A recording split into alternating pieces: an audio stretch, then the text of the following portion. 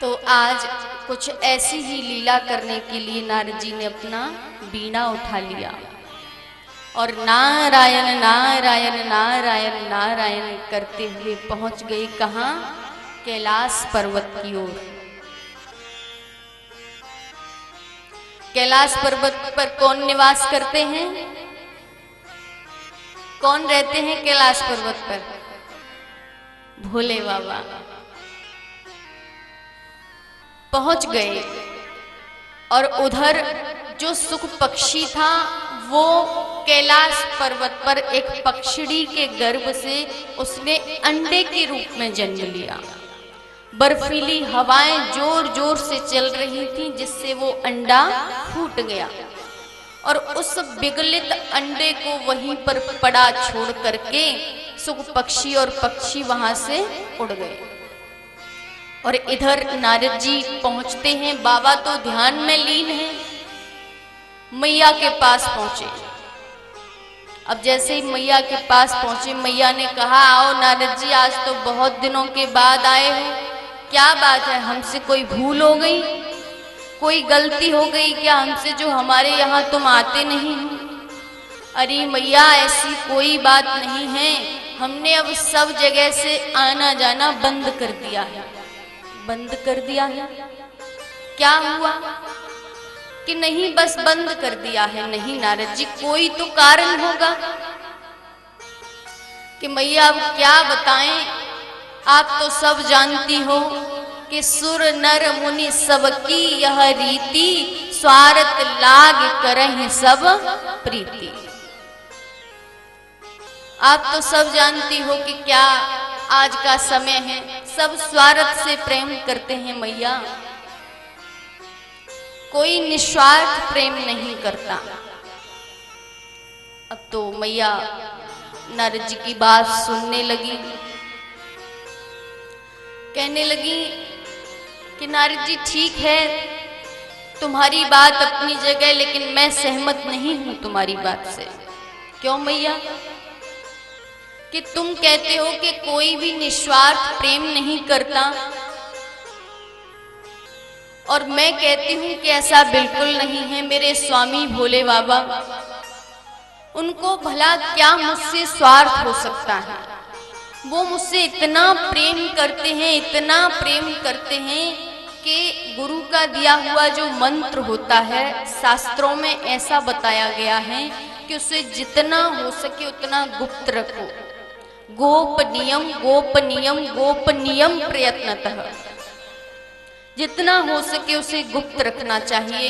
लेकिन भोलेनाथ तो मुझे इतना प्रेम करते हैं कि सबसे पहले उन्होंने वो मंत्र मुझे आकर के बता दिया। और नारद जी इतना ही नहीं, जब जब भी ध्यान में बैठते हैं तो जिस प्रभु की झांकी का दर्शन होता है उसी को मुझे बताते हैं कि देवी आज मुझे राम रूप का दर्शन हुआ, आज मुझे कृष्ण रूप का दर्शन हुआ। तो बताइए कहां स्वार्थ रहा भोलेनाथ का? अब तो नारद जी तो कहलवाना ही यही चाहते थे। बोले ठीक है मैया, अच्छी बात है, तुम्हारे पति तुमसे निस्वार्थ प्रेम करते हैं। तो कहने लगे मैया तो फिर हम तुमसे एक बात कहें? हाँ नारद जी बोलो। कि जब बाबा ने तुमको सब कुछ बता दिया है, फिर तो मैया यह भी बता दिया होगा कि बाबा के गले में जो मुंडों की माला है, उस मुंड माला में किन सौभाग्यशालिनियों के मुंड लगे हैं, ये भी बता दिया होगा।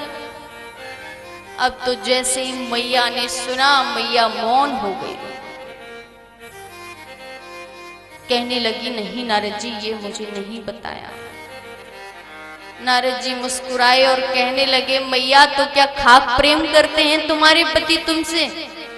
जिस माला को 24 घंटे अपने गले में धारण करके रखते हैं, एक पल के लिए भी अपने से अलग नहीं करते, और उसी के बारे में नहीं पता कि उसमें किसके मुंड हैं, कैसा प्रेम है।